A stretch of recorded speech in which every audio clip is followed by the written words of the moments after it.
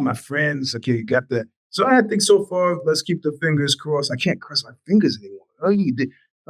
God damn it. There we go. My fingers crossed that the rest of the show goes. June has had some death in the family, so I imagine it's at a funeral or some such thing, so we can proceed without her. I didn't know if I could remember how to do things the old way, but I cleared my head and just let the fingers do the talking. And outside that little screw up at front, I think it's all right. Yeah, knock on wood. Yeah. Yeah. Now we're gonna get into the MMA soon. But first, we want to get where are we? No commercials. We're not anywhere near the 1st of June when I got to send June another check the 1st of June. But, some of you could save it till last minute. You could do that if you want, or you could go through PayPal. You could go through Venmo, Cash App, send money to the show. It's the right thing. It's clear. $700 a month. That's a nut. $220 for Bad Boss Brief and the remainder for this show. That's it. I don't expect to you to pay it all, but I don't expect to pay it all either. So donate $5 and $5 for our time here, or $1, a nickel. I know things are tough. $15, whatever you can afford, I appreciate. And it just goes right for me to June. So, and for all the work she does on the show. So anyway, that's the end of the commercial. So let's go back a bit, and it'll be a short catch up because I want to get to the before too long. So go to the doctor. Let's just get the thing out of the way. I got the they don't want to cut into the arm, so they said, look, it looks like it's going down. We'll give you some betadine. You could come back every day if you want. And I was like, after you pull that stunt with that lancing device, hiding it and then dropping it on the floor, nah. I'll clean it myself. So I'm cleaning it, and the scab kind of fell off. It stopped itching. It's not hot. It's not raised. But last time I saw it, which was this morning, it hadn't quite closed up yet. And I have like one more pill to take, antibiotic. So I'm hoping that fucking does it and they don't have to cut. Because if they cut, it's like, Jesus Christ, this is worse. This is not as worse as the COVID, because COVID took a long time. But, anything that's keeping me from, there you go. No, June is out today. Anything that keeps me from training is just, I realized that the only reason I train, marginally to get better. Yeah, okay. And one thing, Scramble Academy specializes in leg locks, right? Or not specialized, but they do a lot of them. And my knee is kind of fucked up, but it doesn't mean I can't watch and learn, especially since as a big guy, my whole jiu-jitsu game was heavily upper body, Look, if you're going against a big guy, it's just there's no mystery as to what he's going to do, right? He's a Americana, Kimura, shoulder and arm choke. I'll tell you what he's not going to do. He's not going to do a flying arm bar. He's not going to be too heavy on the gogoplata, omoplata stuff. That's little guy stuff. You just get to what you get to. So now that I have this forced thing, because I can't really start standing up with my knee, but I'm dealing with all that shit now. It's like the last 5 minutes of The Godfather. Pushing, I go in on Friday to the traumatologist, is what they call it. Traumatologist. I talked to that guy about my last 10 years at Aussie. But he's not a head traumatologist. They already did the x-ray. It's my L5. Everything else has got a healthy cushion. The L5 is like virtually no cushion. And they weren't even looking at my hips. And if they were to look at my hips, they see there's a very little cushion there too. However, I'm going to get the cortisone because I think that's going to help. And then I'm going to retox with ARA, A-R-A, with Wolverine, with any peptide I can get. I got 3 peptides showing up. So yeah, I'm probably going to kill myself in 2026 in an effort to make myself better. But once I get the cortisone, I got to start Pilates. I can stretch, and I got gravity boots. I don't know why. My spine is compressed. I used to be 6'1.5", almost 6'2", and I've lost 1.5 inches from heavy deadlifts and from the cushions. And I bought these gravity boots specifically to hang. But then it's like, yeah, man, I don't want to be that guy in the gym. There's like a chin. Is there a chin up bar? Well, it's a chin up bar that's connected to, a station that's surrounded by like tricep push down, lat pull down. That's like, I don't be one of those guys who comes in with all this extra equipment. But do I really want them to put a chin up bar at my house? I think I'm going to have to make a decision. There are no tree branches on which to do this, but I clearly need to hang. So, Mr. Robinson, why you got to hang by the ankles? Why you hang by the? Nah, it's not. You should see my L5. Yeah. No, you should see my L5. Yeah, cross side. Yeah. I mean, that's yeah. Oh, was there ever any doubt? Was there ever any doubt that I was going to retox again? What the fuck? I just had to see what it was like, man. What it was like to really be 63, and it fucking sucked. So I got Mr. Robinson, where you gonna get? No, don't even start with me, Mr. Robinson. What do you got there? Just that. Don't worry about it. Don't you worry about what I got. Don't you worry about what I got. That's what I'm saying. I'm on a plan to get myself healthy, the best the medicine can buy, and I'm retoxing so that I can. Yeah, everybody, you know what? What I've been telling people at jiu-jitsu, I tell the world, including the mother-in-law, everybody who's been having fun with Eugene's lack of mobility and so you're all paying into a bank account that I'm going to pay you out of later. Uh-huh. Yeah, they have to use it. They have to do some kind of thing to get it in there with the cortisone, but that gives me 6 months lead time, and that with the peptides, they built him better than he was before.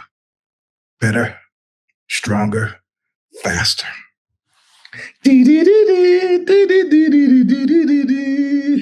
Ah, man.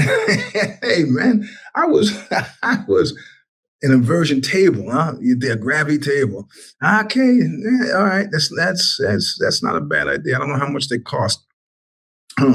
But those straight edge guys, I remember arguing with Ian Mackay in Tesco's backyard about, among other things, his lack of health. So yeah, you guys, you don't take drugs and don't drink, but you're eating like shit, man. We're eating candy bars and drinking soda and eating McDonald's. What the fuck is wrong with you? I may take LSD every now and then, but my health is generally pretty good, and I'm stealing food to eat.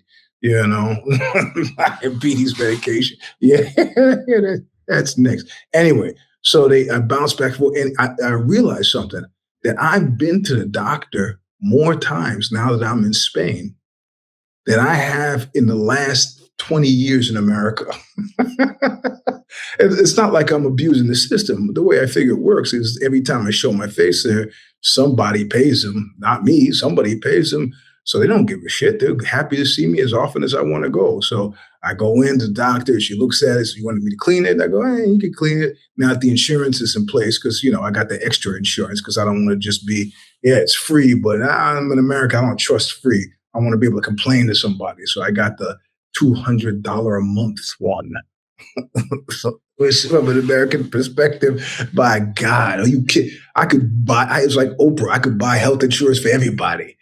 But anyway, so, yeah, I need, at this point, leg locks are nice, but man, I need jujitsu. And plus they're having a leg lock camp this week, which somebody I went to jujitsu because I took Corey to jujitsu, and somebody said, listen, we had like 150 people here for that seminar, that ecological jujitsu seminar that some guy came in from out of town. And he said, you don't know, you haven't been here long enough to know this, but every time we have one of those seminars, somebody here gets sick. You got 150 dirty motherfuckers here with your feet. I said, well, there's a downstairs and upstairs. When there's a seminar, all of the normal students, we go upstairs. Yeah, well, who knows? Would you go in the bathroom? Who knows? You got 150 people here, you dirty sons of bitches coming in and touching and breathing and stuff. So everybody, it's happened before and it'll happen again. So I think I'll just show up this week until the arm is closed versus open the way it was last night. And I just want to go in and see a Highwell Teague. He's showing up to do this thing, and he's the one who told me about Scramble in the first place. So yeah, not a bionic man these days, man.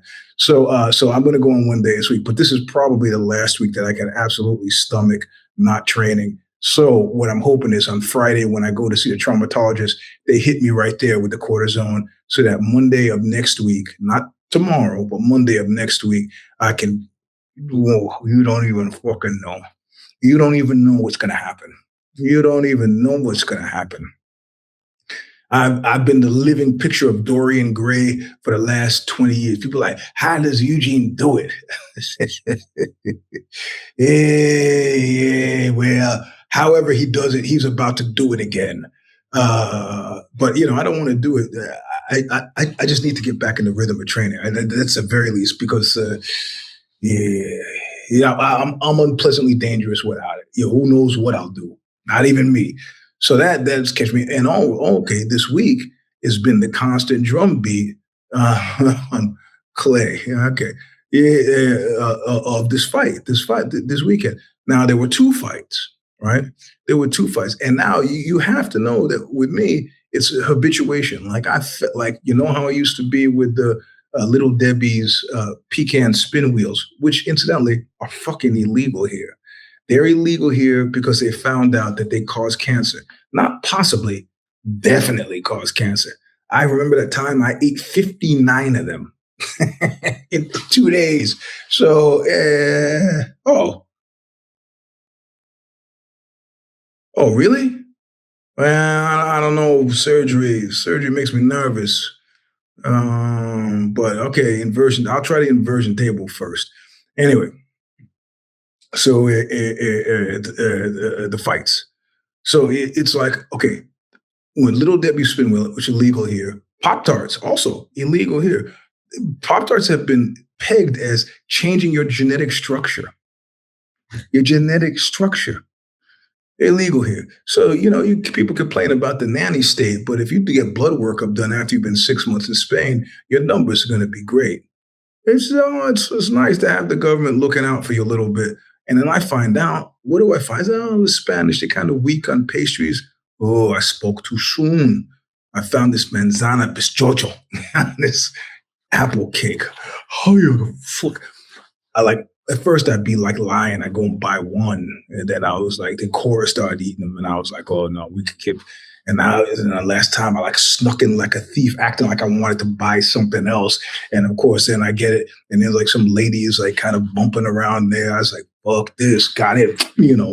Shoulder check, got in, put them all in my fucking cart out. Like I had to walk 2 blocks to the car. I'm hobbling with these 3 cakes in a bag. And like, hey, you're fucking, nobody's getting these cakes.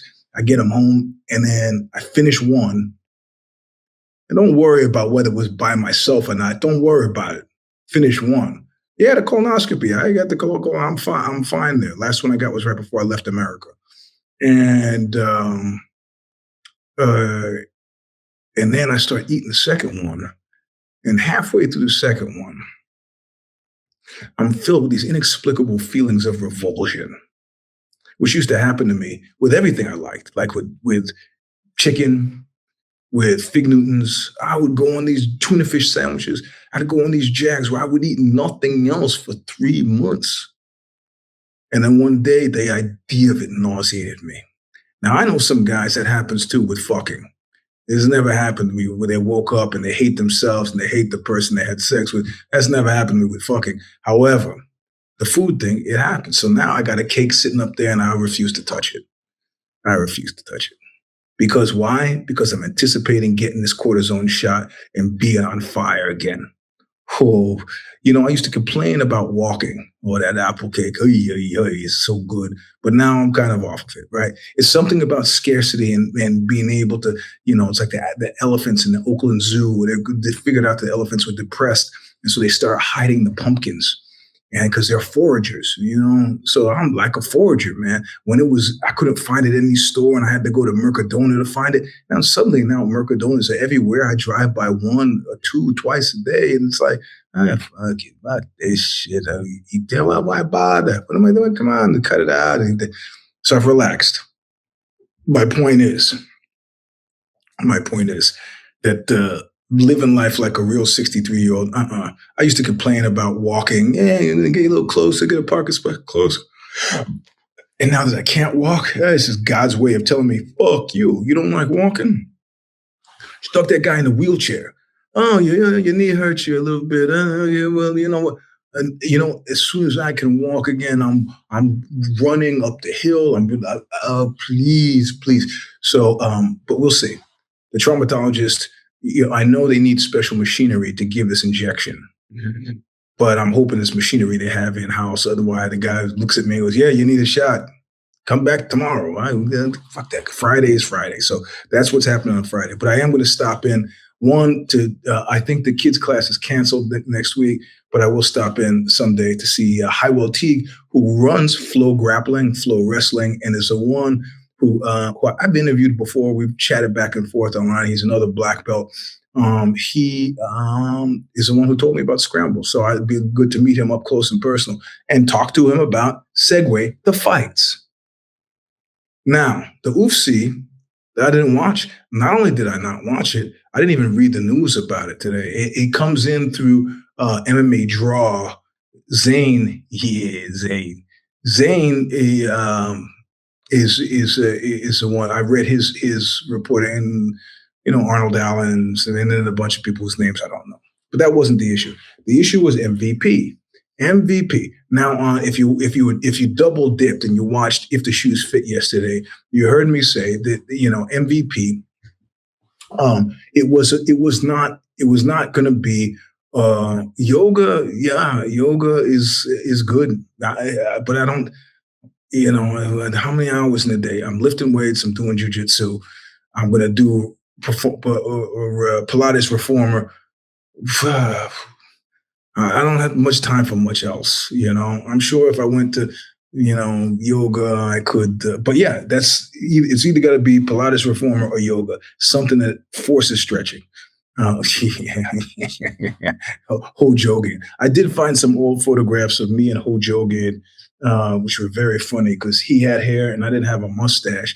I was thinking maybe I should go back to that no mustache thing, or maybe I should dye the mustache black so I look like Dracula. I will see. So, I said it's not. If you use a Catch-22 breakdown, and sorry if you watched the show last night and this is kind of boring to you. If you read Catch-22, there's one guy in it he's obsessed with. He goes, I think Colonel Cathhart's world is broken down into two things. Everything fits in these two boxes. Something's either a feather in your cap or a black eye.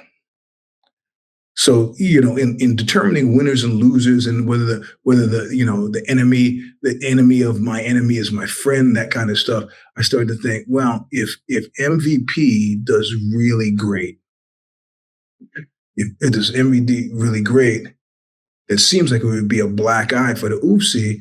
But given where we are with the litigation and the Ali Act and all that stuff, this would give the UFC a viable argument, a viable means of escape to go, what are you talking about? Monopoly, monopsony. Well, we're just another player. You're gonna castigate us for success? Is that what's gonna happen? Because we are just a little bit more successful? MVP, look how much they paid. Look at they're doing good numbers. So it's like, fuck. If MVP does great, it gives the UFC an out. Okay, no, but what if MVP does poorly? If MVP does poorly, the UFC can go, look, see what do you want? You want to eat shit or do you want to eat caviar? You choose. You could choose.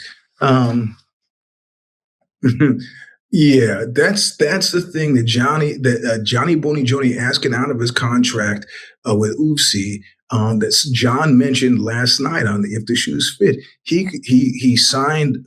He's supposed to retire with the UFC. He signed a deal that said that. Well, you could always challenge that contract, especially in this environment now. It's unlikely that they'll either dig in and really try to keep you from going, or they will let you go.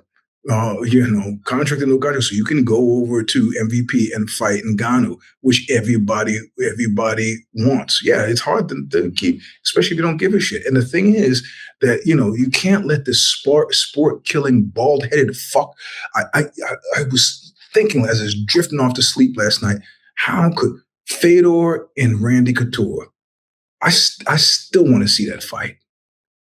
And I thought at the time when the bald one fucked it up, I go, in the fullness of time, I'll probably forget about that. Not at all. Not at all. Not at all. I think about it pretty much once a month. Fuck. God damn it. And if he somehow through obdurateness, if he manages to keep this fight from happening, I will think about this clearly for the rest of my life. Not with a lot of energy behind it, but when I think about that sport killing fuck, I will think about those two moments because those would have been fantastic fights. That's why we got into the game.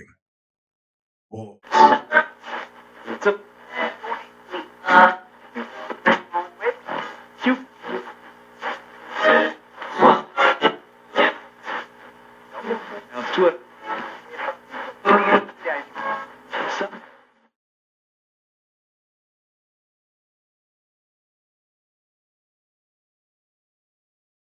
But let's go over what we have coming up in the week. As usual, all the questions that go into Ask Huge, the teaser tidbit show where I answer any of your questions as truthfully as the law will allow.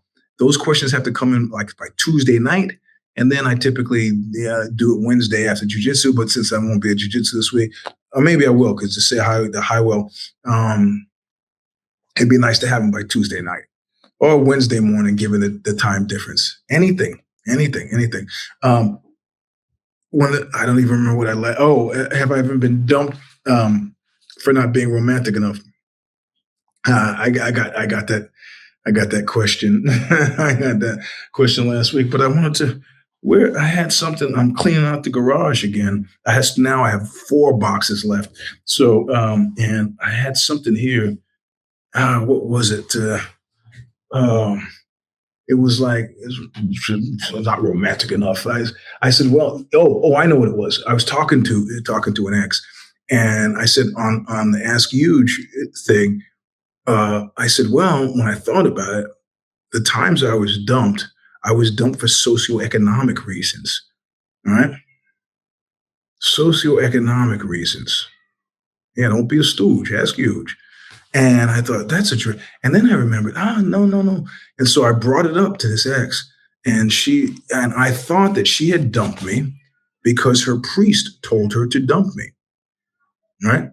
Her priest that's what the story was that I'd been told. And I mentioned this to her, and she was like, actually, I never told you this before. And I'm like, oh God, I don't need to be hearing this shit years later. And she was like, well, it wasn't the priest. That priest was a piece of shit. I go, yeah, that guy was a piece of shit. She goes, no, it wasn't the priest. It was God. I go, let me get this straight. It's God? Yeah,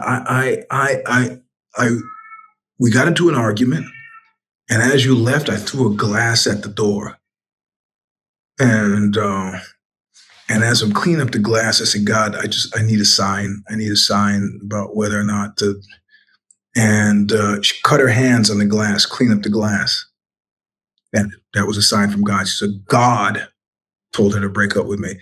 And I was like, okay, that's interesting. I'll take that. So three of the breakups were socioeconomic. 4 of them were pretty much everyone in college. They were all socioeconomic. And then she was like right after college, a couple of years after college. And that was God. God told her to dump me. I can't argue with that. So that was it. Last week's Ask Huge. If you saw it, good for you. If you didn't see it, well, we'll move ahead now. So send your questions in, or if anybody has any questions for me through you, then just send them in. You can send them in anonymously. Usually right now, June will be putting up the place to send them into. I don't know where that is. Just read the description into YouTube. I think it's down there. Anyway. So let's see. So what do we got? We got Ask Huge on Wednesday. I got to finish the Decibel piece, the closer for Damage Inc. This week, and that's about it. That and Friday with the traumatologist. So the kid is sleeping. We're gonna end the show. Let's see if I can do it. If I can figure out how to make it work. Look what your baby do. No time, I think next week. Bye. Oh shit. Ooh. Thanks for joining us this week for yet another episode of the Show Stomper podcast, featuring your host, Eugene S. Robinson. Be sure to follow Eugene's weekly newsletter, which is a soaring hit at eugenesrobinson.substack.com. If you're still on Twitter, he's at Eugene S. Robinson. While you're at it, follow him on Insta at Mr. Sleep 3, that's the number 3. For more episodes of the show that seemingly never ends, go to showstomper.substack.com and become a subscriber today. Eventually, it will house all the Knuckle Up archives we can locate. We already have all the jujitsu breakdowns for free. Check out Eugene on the Bad Boss Brief podcast every other Wednesday morning, as well as the If the Shoes Fit podcast. Pick up his memoir, A Walk Across Dirty Water and Straight into Murderer's Row today, and be sure to leave him a much appreciated honest Amazon review.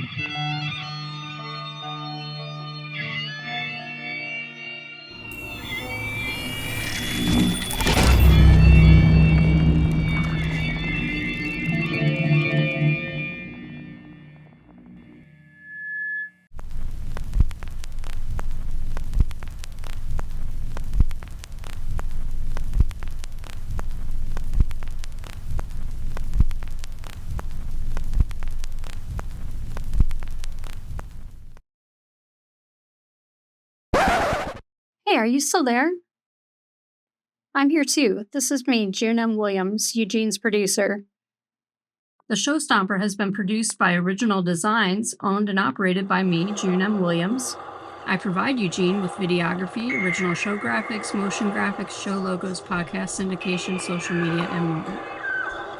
I can be reached at originals@gmail.com, spelled ORIJUNELS @gmail.com.